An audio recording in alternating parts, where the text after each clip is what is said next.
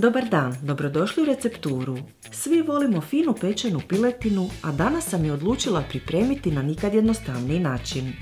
Ispekla sam cijelo pile u svojoj kosori fritezi na vrući zrak, a rezultat je savršeno pečeno pileće meso s prefinom hrskavom kožicom. Prvo ćemo pripremiti premaz, pa u posudu sipamo 1 žlicu mljevene slatke crvene paprike i isto toliko češnjaka u granulama.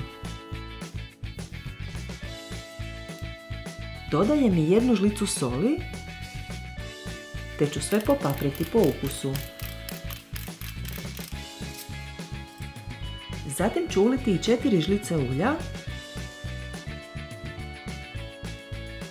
pa sve dobro izmiješati.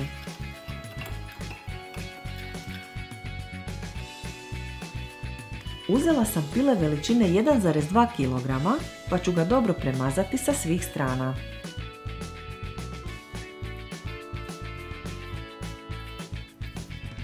Zatim ću ga okrenuti te premazati iz donje strane.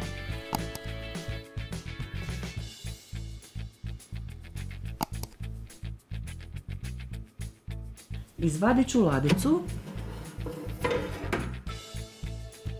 te je prvo nauljiti sa sprej pumpicom.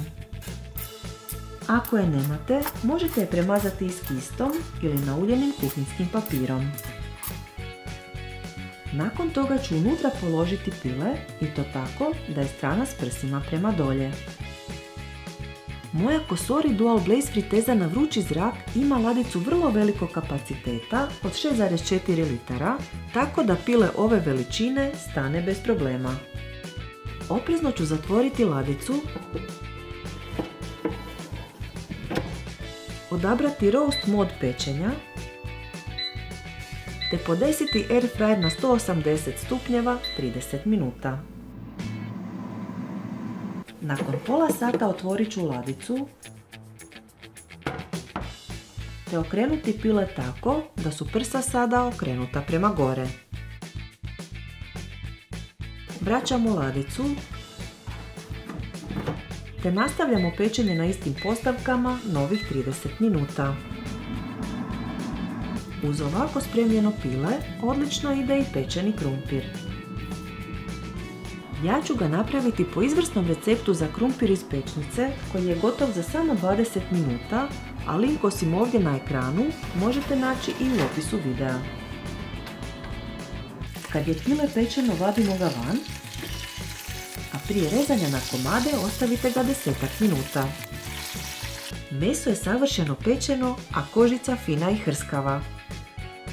Ako vam se dopao ovaj video, dajte nam like i ostavite komentar, te ne zaboravite zapratiti naš kanal i stisnuti zvonce kako bi dobili obavijesti o novim receptima. Sve naše recepte možete naći i na web stranici receptura.com. Bye!